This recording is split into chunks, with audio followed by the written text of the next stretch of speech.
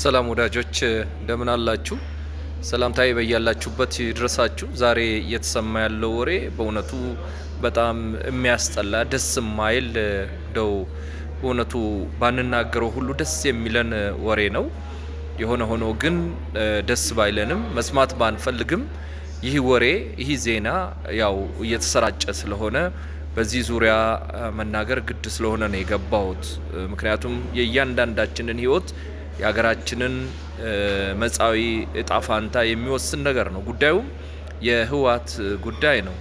እየተሰማ ያለው ወሬ አቶ ጌታቸው ረዳን ፈንቅለው ስልጣን የያዙት ጀነራል አሁን በሌላ ታደሰ ወረደ ማለት ነው በሌላ ጀነራል እየተፈነቀሉ መሆኑ ወይም በህወሓት አንድ ክንፍ ዲደብሊው ወይም ድምጽ ወያኔ የሚባለው ትግራይ ቲቪ የሚባለው በአጠቃላይ የክልሉ መቀመጫ ወይም የፕሬዝዳንት ጽህፈት ቤቱ መወረሩንም በተለያየ ሶሻል ሚዲያም በተለያዩ ሚዲያዎችም በታማኝ በሆኑ ሚዲያዎችም እየተሰማ ይገኛል። ይሄ ነገር በእውኑ እውነት ከሆነ የፌዴራል መንግስት መግለጫ ቢሰጥበት ጥሩ ነው እና ቢከታተለው እና ከፌዴራል መንግስቱ ስንሰማ የበለጠ ነገሩን አንስተን እንወያይበታለን። የሆነ ሆኖ ግን እጅግ የሚያስደነግጥ የሚያበሳጭ ለሀገራችንም ሌላ ፈተና የደቀነ መሆኑን ነው። እንግዲህ አንድ ህጋዊ የሚባል ወይም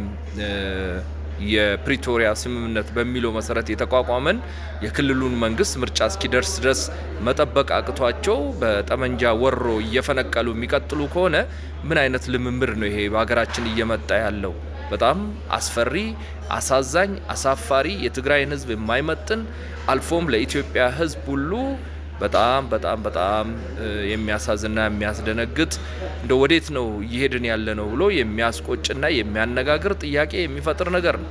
በዚህ ዙሪያ ዛሬ የሚመለከታቸውንም ሰዎች አስገብቼ ለማወያየት እየሆነ ያለውንም ነገር ሰዎች ገብተው እንዲወያዩበትና መፍትሄም እንዲያፈላልጉ ፕሮግራም ይዣለሁኝ ከምሽቱ 1 ሰዓት ጀምሮ ማለት ነው። ስለዚህ እንወያይ፣ ስለ ሀገራችን፣ ስለ ህይወታችን፣ ስለ መጪው እጣፋንታችን፣ ስለ ሰላማችን ዛሬ ማታ እንነጋገራለን። የሆነው ነገር ምንድነው? እውነታው ምንድነው? ህወሓቶች እንዲህ አንዱ አንዱን እየፈነቀለ አንዱ ላይ ጠመንጃ እያዞረ አካባቢው ሰላም እንዳያገኝ አልፎም ኢትዮጵያ ሰላም እንዳታገኝ የሚያደርጉት እንቅስቃሴ ወዴት እየወሰደን ያለው? የፌዴራሉስ መንግስት ምንድነው ከዚህ በኋላ ሊያደርግ የሚችለው? ማድረግ ያለበት ነገር ምንድነው የሚለውን ዛሬ ማታ በደንብ እንወያይበታለንና ገብታችሁ ተወያዩ፣ ሀሳብም ኮመንትም ስጡ። ያን ለማድረግ ግን ግድ ፎሎ ማድረግ አለባችሁ። ፎሎ ካላደረጋችሁ እኛ ውይይት ስንጀምር መልእክት አይመጣላችሁ። ፎሎ ካረጋችሁ ግን መልእክት ስለሚመጣ ወዲያውኑ እኛ እንደጀመርን ወይም ውይይት እንደተጀመረ እኔ እንደከፈትኩ መልእክት ስለሚመጣላችሁ በቲክቶክ በኩል ገብታችሁ መስማት መወያየት ቀጥታ ማለት ነው ትችላላችሁ። ይሄንን ለማለት ነው የገባሁት።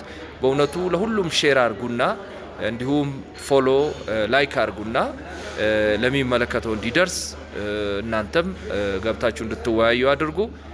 በእውነቱ በጣም አሳዛኝ ነው። ይሄንኑ ነው የምለው ለዚህ ደቂቃ። በኋላ ግን 1 ሰዓት ላይ ሙሉውን ገብተን እንወያያለን። ሰላሙን ሁሉ ለኢትዮጵያ። የቀነለይ መልካም ጊዜ። ገለቶማ ቴንክ ዩ